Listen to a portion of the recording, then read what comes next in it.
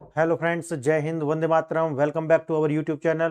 Friends, आज हम बात करने वाले हैं एक बहुत महत्वपूर्ण विषय पर, और ये विषय है कि अभी पेंटागन ने इस तरह की चेतावनी जारी की है, जहां पर वो बोल रहे हैं कि जो चाइना है वो भारत के अरुणाचल प्रदेश पर कभी भी अटैक कर सकता है। ये उन्होंने बताया है और ऐसी संभावना जताई है। अब मैं आपको बताने वाला हूं कि इसमें कितनी सच्चाई है, क्या इसकी जो ग्लोबल पटल पर देखें तो क्या इसकी संभावना बनती है, अगर बनती है तो क्या है, आज इसी की पड़ताल करेंगे और बिल्कुल इसको खोल कर रख देंगे कि किस प्रकार से इसकी संभावना बनती है या फिर ये एक झूठी कपोल कल्पना है, इससे ज्यादा कुछ भी नहीं है। देखते हैं, आइए। भारत की दुविधा, अमेरिका या चीन, किस पर करें भरोसा। हाल ही में अमेरिका के जो पेंटागन है, ठीक है, उसने रिपोर्ट और चेतावनी जारी करी है कि भविष्य में अरुणाचल प्रदेश को लेकर के भारत पर हमला हो सकता है और चीन ऐसा कर सकता है। अब उन्होंने क्या ऐसा बताया है वो भी हम बताने वाले हैं, और मैं आपको बताऊंगा कि क्या वास्तव में ऐसा हो सकता है, इसकी संभावना है या फिर ये सिर्फ और सिर्फ एक डर है। आइए, अमेरिका की चेतावनी, चीन अवसर की तलाश में है। पेंटागन रिपोर्ट के अनुसार चीन अरुणाचल प्रदेश पर हमला जो है कर सकता है और उसको जो है एक मौका चाहिए। आइए, 2049 तक चीन का जो लक्ष्य है वो है राष्ट्रीय कायाकल्प, यानी कि ट्रांसफॉर्मेशन। अपने देश का जो है वो राष्ट्रीय स्तर पर करना चाहते हैं, ऐसा 2049 तक जो है उनका एक लक्ष्य है। अब उसमें ताइवान भी आता है, उसमें अरुणाचल प्रदेश भी आता है। अब है दूसरा, चीन का दोहरा खेल, यानी कि एक और तो वो दोस्ती करेगा। दोस्ती क्यों करेगा वो उसका आपको समझ में आ रहा है, क्योंकि जो चीन है उसकी जो ताकत है, वो ताकत है उसका व्यापार। अगर उसने व्यापार से पैसा नहीं कमाया तो समझिए कि उसके घर में ही विप्लव हो जाएगा और उसकी सत्ता बचेगी नहीं। दूसरा है सैन्य घेराबंदी।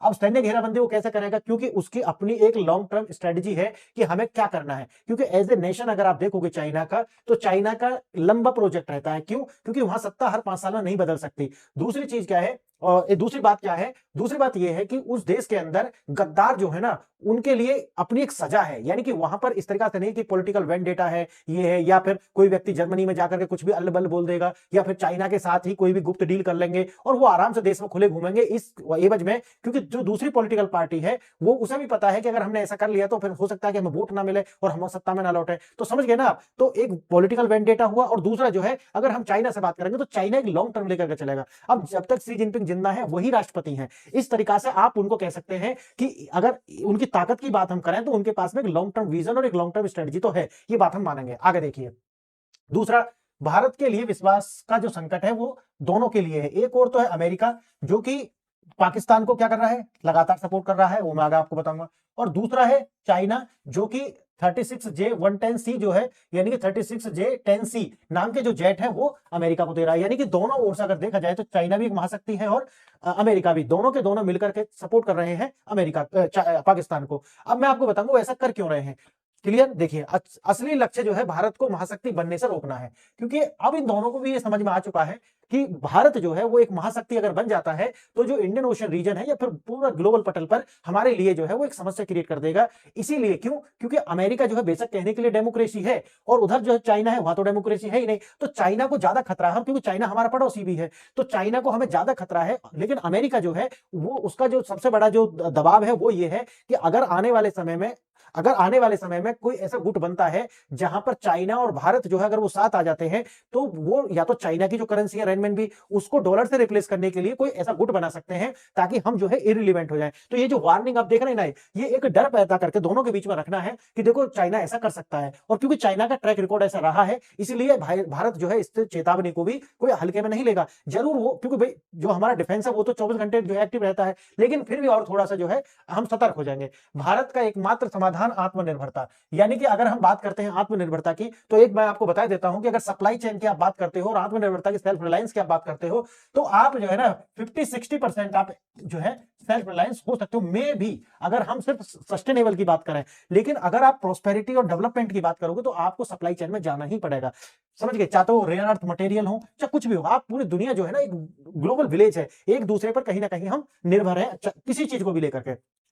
तो आप ये कह सकते हैं कि आप जो आत्मनिर्भर 50-60% आप सस्टेनेबल हो सकते हैं, लेकिन फिर भी आपको 40-50% दूसरे पर, यानी कि सप्लाई चेन पर निर्भर रहना पड़ेगा। क्लियर है? तो ये बात अब देखते हैं, इसे विस्तार से मैं आपको समझाता हूं मसला है क्या। मसला ये है कि पेंटागन ने इस तरीका की जो चेतावनी जारी करी कि भाई भारत के साथ विश्वासघात हो सकता है, और विश्वासघात ये हो सकता है कि एक और तो चाइना जो है वो मित्र तरीका के साथ व्यवहार कर रहा है, लेकिन पीछे से वो भारत पर आक्रमण की भी योजना बना रहा है। वैसे उन्होंने ये इसलिए बोला है क्योंकि चाइना का एक उद्देश्य है जो है 2049 2050 तक अपने देश के लिए एक इंटीग्रेशन करना, यानी कि जो उनके रसिया के साथ में जो भी इशू है, बाउंड्री इशू है वो भी, और जो भारत के साथ है वो भी, और चाहे वो ताइवान के साथ जो इशू है उन्हें वो रिजॉल्व करके अपनी जो नेशनल इंटीग्रिटी है उसको वो बनाना चाहता है। अब ये डर दिखा करके ही अमेरिका के जो पेंटागन है, और मैंने कभी आपको जो पीछे बताया उसके पीछे एक और भी कारण है, वो है डॉलर की सुपरमेसी को कहीं ब्रेक ना कर दें। अगर भारत, रूस और चाइना अगर ये तीनों एक साथ आते हैं तो जो सप्लाई चेन है वो 90% तक हम फुलफिल कर पाएंगे। जो मैंने आपको 40, 50 और 60 बताया ना,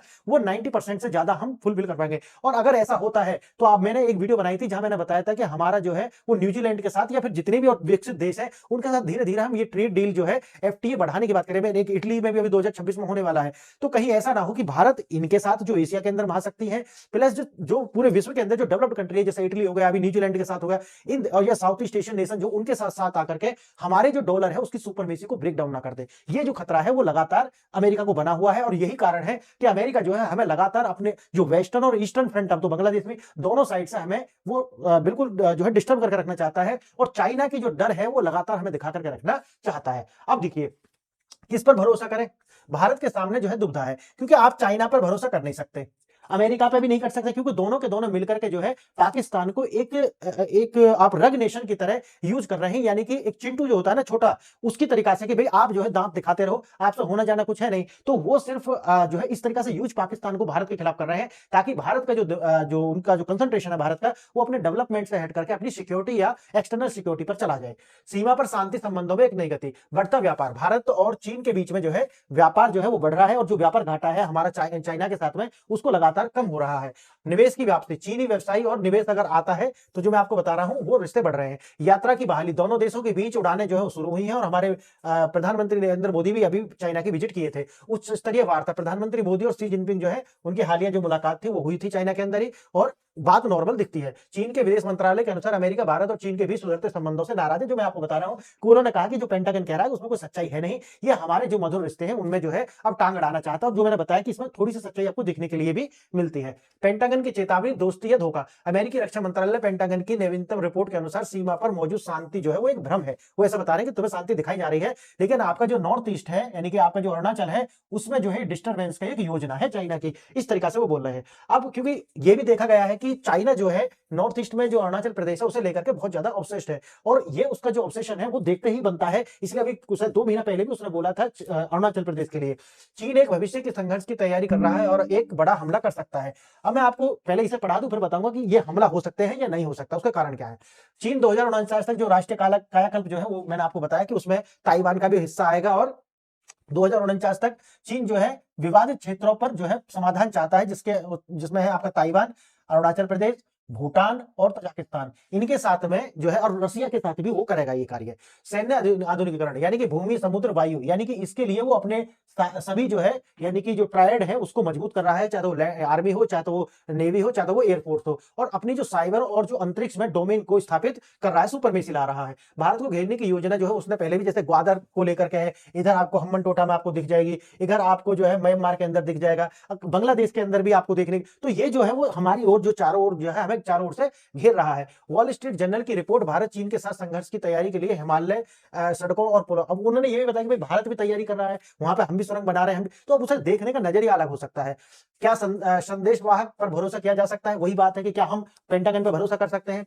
क्या है, पेंटागन की रिपोर्ट चीन पर भारत अमेरिका संबंधों में कमजोर करने का आरोप लगाती है, लेकिन क्या अमेरिका की अपनी कथनी और करनी में अंतर नहीं है? बिल्कुल है। जो मैं आपको बता रहा था कि भाई अभी उन्होंने जो है $686 मिलियन जो है F-16 जो कि हमने सिंदूर ऑपरेशन जो किया था उसमें डैमेज जितना भी हुआ था, क्योंकि है तो वो अमेरिकन असेट्स थी ना, तो इसलिए अमेरिका ने उनकी रिपेयर के लिए पैसे दिए हैं, डॉलर्स दिए हैं 686 मिलियन। जो आरोप पेंटागन चीन पर लगा रहा है वह पूर्व जो अमेरिकी राष्ट्रपति यानी कि अभी तो है वो डोनाल्ड ट्रंप पहले ही कर चुके हैं। क्या अमेरिका क्या भारत के साथ ये नहीं कर रहा? बिल्कुल वही कर रहा है, तो वो भी ट्रेड वार में है हमारे साथ। ट्रंप जो है वो विश्वास को पहुंचाया नुकसान उन्होंने चीन से ज्यादा, तो डोनाल्ड ट्रंप ने भारत अमेरिका के जो संबंध है उनको नुकसान पहुंचा लिया है। ट्रंप ने टैरिफ युद्ध और व्यक्तिगत निराशाओं के कारण भारत के साथ बनी सद्भावना और विश्वास को जो है नुकसान पहुंचाया है। उन्होंने व्यक्तिगत लाभ के लिए इन संबंधों को नुकसान पहुंचाया। देखो समय के साथ जो विश्वास है वो कम होता गया है। यहाँ पे है टाइम और ये है विश्वास विश्वास देखना समय के साथ धीरे धीरे धीरे धीरे अब भारत और अमेरिका के जो रिश्ते हैं उनमें जो विश्वास है वो कम हुआ है। एक साझा मकसद, जैसे मैंने आपको बताया, दोनों का मकसद एक ही है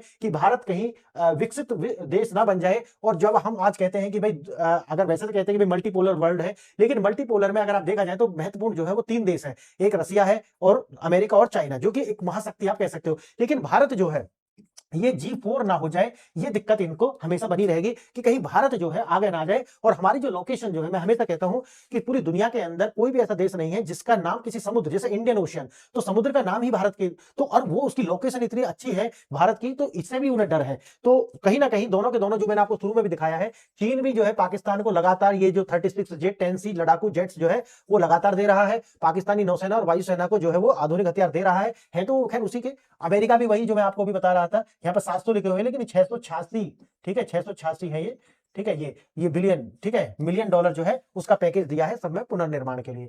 G2 की दुनिया, अब जैसे है तो कह रखी है G2 यानी कि ग्लोबल 2, यानी कि अमेरिका और चाइना। वैसे क्या है कि जो रसिया है वो मिलिट्री तो बहुत स्ट्रॉन्ग है, लेकिन अगर इकोनॉमिकली देखें तो वो चाइना और रसिया के पास कहीं भी नहीं जो है रुकता है, इसीलिए G2 दे रखा है। लेकिन मैं मानता हूं कि G3 है, क्योंकि रसिया बेशक आज भी उसकी अपनी एक धाक है, चाहे वो टेक्नोलॉजी में हो या फिर डिफेंस के अंदर हो या उनकी जो अपनी आर्मी है। पर्दे के पीछे की सच्चाई है, बहस की इस बात पर भरोसा किया जाए और किस पर नहीं। अमेरिका और चीन दोनों ही के जो साझा हित है, साझा हित क्या है, भारत को एक विकसित देश बनने से रोकना है, कहीं ये G4 ना हो जाए। मैंने हमेशा कहा है G4 इसे कह सकते हैं, G4 ना हो जाए।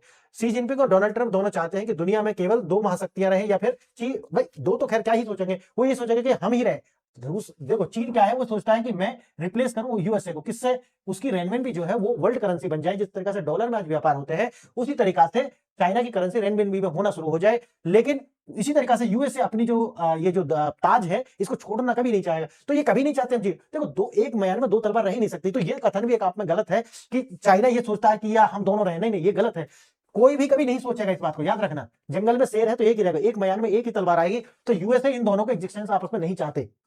बात आती है भारत की, तो भारत को तो क्या ही चाहेंगे। इसीलिए इन दोनों में अगर आप देखो तो यूएसए का जो है ना सबसे बड़ा दुश्मन इस टाइम चाइना है, क्योंकि चाइना ही एक ऐसा देश है कि जो यूएसए के डॉलर को रिप्लेस कर सकता है। इसीलिए भारत के साथ जो इनकी जो दुश्मनी है या एनिमोसिटी जो भी है वो क्षणिक है, वो ज्यादा टाइम नहीं रखेगी। लेकिन अगर लॉन्ग टर्म में आप देखा जाए तो चाइना के साथ इनकी जो दुश्मनी है वो अब प्लेस वही ले लेगी जिस तरीका से कभी रसिया का प्लेस था यूएसए के नागरिक और उनकी सरकार के मन में। यदि भारत तीसरी महाशक्ति बनता है, जो मैंने आपको बताया है, तो वो इनके साझा हित जो है उनके लिए चुनौती होगी। अगर हम निष्कर्ष की बात हम करते हैं तो बात एक याद रखनी होगी कि जो ताकत है शक्ति की ही पूजा होगी, शक्ति की ही पूजा होगी। इसीलिए भारत को शक्तिशाली बनना पड़ेगा, यानी कि हमें अपने R&D पर ज्यादा पैसा खर्च करने पड़ेंगे, अपनी जो डिफेंस है उस पर पैसा खर्च करने होंगे और हमें उसको बूस्ट करना होगा। और हमें अपनी रक्षा में जो पैसा इसलिए लगाने होंगे क्योंकि अगर आप शक्तिशाली हैं तभी आप जो है सर्वाइव कर सकते हैं, और वही है सर्वाइवल ऑफ द फिटेस्ट। अगर आप सबसे फिट हैं तभी आप सर्वाइव करेंगे। यही जो थ्योरी है लागू होती है। आप कितने भी अच्छे बन लेना, आप कितनी भी मदद कर लेना पड़ोसियों की, या आप कहें कि हम फर्स्ट रिस्पॉन्डर हैं, हम ये है वो है, इससे कुछ नहीं होने वाला। आपने बांग्लादेश में देख लिया ना, बांग्लादेश जब तक आपके वो आप उनको दे रहे हैं और आप उनके हित पूरे कर रहे हैं तब तक आप बड़े भाई हैं। बाकी अगर आप देखते हैं कि अगर वर्ल्ड सिनेरियो में अगर आप देखते हैं जियोपॉलिटिक्स में, तो ये सब बड़ा भाई और छोटा भाई नहीं चलता, एक ही भाषा चलती है और वो है शक्ति यानी कि ताकत। तो हमें क्या करना पड़ेगा, हमें अपनी आंतरिक रूप से जो है मजबूती लानी पड़ेगी। और उसके लिए अगर ये लाना है तो हमें कहीं ना कहीं, हम ये बात करते नहीं है लेकिन पॉलिटिकल सिस्टम में थोड़ा बदलाव होना बहुत जरूरी है। जिस तरीका से हमारे यहाँ पॉलिटिकल सिस्टम है उसमें मैं कहता हूँ बनाना रिपब्लिक है, तो बनाना डेमोक्रेसी अगर हमारे यहाँ पे है तो उससे देश जो है करप्शन से घिरेगा और हम कभी भी चाइना जैसी महाशक्तियों से लड़ ही नहीं पाएंगे। सत्यता यही है। और दूसरी बात जो मैं आपको बताना चाहता था, पहला तो ये हो गया कि हमें पॉलिटिकल सिस्टम बदलना पड़ेगा। और ये जो लाल किताब वाले जो लोग हैं, कभी चाइना में जाकर के, कभी यूएसए में जाकर के, कभी कहीं जाकर के कहते हैं कि भैया हमारे यहाँ तो डेमोक्रेसी खत्म हो गई है, ये हो गया वो हो गया है, ऐसे लोगों पर लगाम लगानी पड़ेगी और अपने पॉलिटिकल हितों से ऊपर उठना पड़ेगा और भारत की जनता को भी जागना पड़ेगा। दूसरी बात जो है वो ये है कि भारत हो या चाइना हो, कभी भी डायरेक्ट कॉन्फ्लिक्ट दोनों में होने वाला नहीं है। एक चीज मैं आपको और बता देता हूं कि जो भी लोग अभी 20 साल के हैं, 25 साल के हैं, आपकी लाइफ में कभी भी, याद रखना ये 2049 लिखा, कभी भी आपकी लाइफ में भारत और चाइना के बीच में डायरेक्ट कॉन्फ्लिक्ट होने वाला है ही नहीं। क्यों? क्योंकि उसके कारण मैं आपको बता देता हूं, चाइना जो है वो कागज का शेर है, भारत तो असली का शेर है, चाइना एक कागज का शेर है। और याद रखना, अगर डायरेक्ट कॉन्फ्लिक्ट होता है तो चाइना की जो आर्मी है वो टेस्टेड नहीं है, चाइना की जो नेवी है वो टेस्टेड नहीं है, चाइना की जो एयरफोर्स है वो टेस्टेड नहीं है। इसलिए जो चाइना का जो दिखावा है ना वो कागज है, कागज पर है। अगर रियल टीम आएगा तो वो टिक नहीं पाएगा। क्यों? क्योंकि भारत, चाहे वो अमेरिका के साथ भी यही लागू होता है, चाहे तो चाइना हो चाहे अमेरिका, चाहे तो वो यूएसए हो, दोनों की एक ही हालत है, याद रखना। दोनों को आपने ताइवान के जो वियतनाम वार में, वियतनाम वार सर्च करना, दोनों को लगातार उन्होंने बहुत बुरी मार मारा था। तो इसलिए इनकी जो औकात है, ये डायरेक्ट ना तो यूएसए कभी इन्वॉल्व होगा किसी युद्ध में, और ना डायरेक्ट कभी चाइना इन्वॉल्व होगा। ये कोशिश आपको हमेशा पाकिस्तान के साथ या फिर बांग्लादेश के साथ या अड़ोसी पड़ोसी के साथ जो है, खासकर चाइना, जो पाकिस्तान और बांग्लादेश, क्योंकि वो दोनों के दोनों की जो आइडियोलॉजी है वो भारत की सिविलाइजेशन से ही कंफ्लिक्ट करती है, इसलिए इन दोनों के साथ आपको उलझा कर रखेंगे। इससे ज्यादा कभी भी युद्ध नहीं होगा। कोई कितना भी आपको बताता रहे कि चाइना युद्ध कर देगा, नहीं होगा।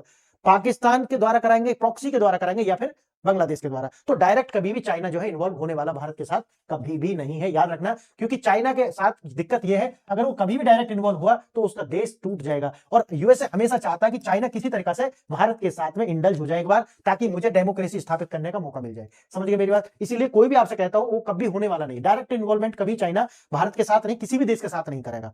तो इसलिए आप इससे निश्चित रहिए, और जो मैंने आज आपको बताया उसे याद रखिए। और आपने वीडियो यहां तक देखी, इस वीडियो को दूसरों के साथ शेयर करें, और आप क्या सोचते हैं इसके विषय में उसे लिखें। आज ये वीडियो आपने यहां तक देखी, इसके लिए धन्यवाद। नमस्कार।